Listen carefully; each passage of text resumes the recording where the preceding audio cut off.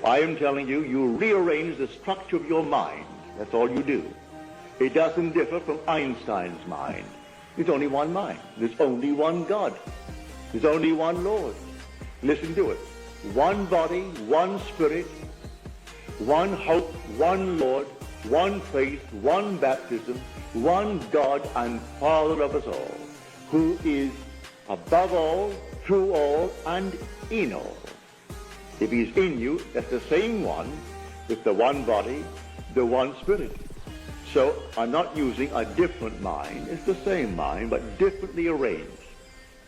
Go into one room and you see that someone doesn't know what to do with their furniture. Bring someone in who knows how to set a room. Come back an hour later after she's through with it, and you will think you're in an entirely different home. My wife used to pull that on me all the time. I'd come home and think I've just stepped into this entirely strange apartment and wonder if I'm really at home. And she was hiding some other place. She had completely rearranged the structure of the furniture. It looked like an entirely different home. But she had that sense how to do it. And so she did it. So, with what you have, all you need is exactly what you have, for you have the mind of God. It's not a different mind, the same mind. And you simply rearrange the mind by a mere assumption. What would the feeling be like were it true? That I am now the man that I want to be. Now the woman that I want to be. But it's added, but persevere. You must persevere in it. If I call you now and you answer, it's one thing. Well, will you respond an hour later to the same call? Then if you persevere, you will. If now, an hour later, you think of yourself as you now, when you dare to assume that you are now the man that you want to be. An hour later, are you still assuming that state? If you're not persevering. You are the hearer who looked into the mirror with his natural face and he saw it. Then he went his way and at once forgot what he looked like. So if 1 hour from now you're not still assuming that you are the man that you want to be, you've forgotten. You are the hearer and not the doer. And he warns us of the vast difference between being a hearer and being a doer. The doer acts. God only acts and is in existing beings or men. So bear in mind that your wonderful world is not bounded by your senses. You perceive far, far more than your sense, no matter how acute it is, could discover. Your senses can't discover what now you're capable of assuming that you are. Your senses dictate what reason will allow. And your reason, your senses are bound together. Go beyond it. For what you now know from experience, what you know from the past will not be what you will know when you know more than you now know. But having done it and proven it, I know more than I did when I was bounded by my senses.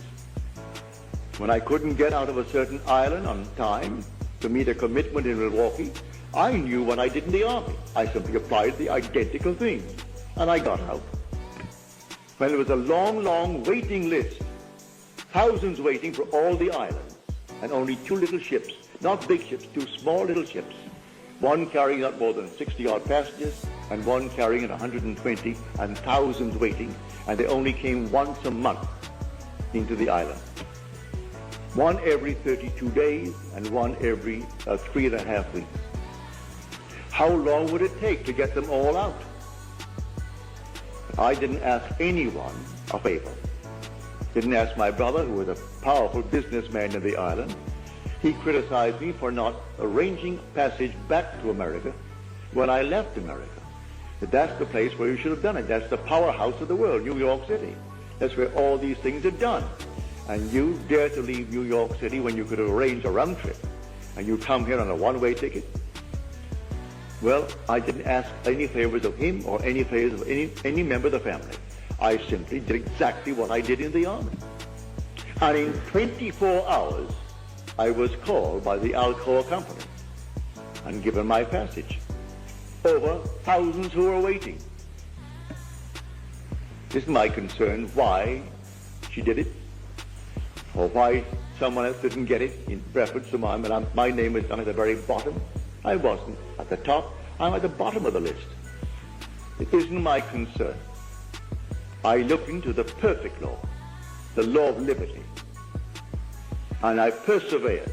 I sat in a chair in my hotel room, and there I sat in the chair, and as soon I am next to the boat, I'm climbing up the gangplank. That's before we had a deep water harbor. So you had to go off the seal of maybe a half mile or a mile to sea on a little tender, and then take the gangplank and go up to the ship. So I felt myself bobbing as you would on the ocean, and then moving up the gangplank. I could smell the rawness of the sea. Got up to the top, my mind wandered, I brought it back down again and did it all over again. It wandered, brought it back down again, kept on doing it over and over until finally I did it. I fell sound asleep sitting in the chair in the act of doing. Next day, Alcor calls me and gives me my passage.